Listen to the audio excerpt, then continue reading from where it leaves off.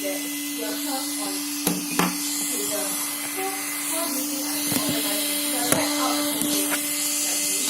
I use my phone only, but like now you see like all the pages on this part, all the pages on this specific part. So if I do like this, it's like 后面会顺很好。So when I memorize, right, I'll memorize like where, like example this box says this, but I can't remember that this links to this. So how I don't know how to study how to do. So it's like our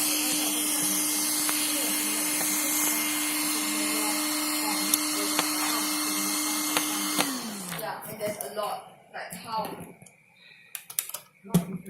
there's a lot of slides and there's a lot of information.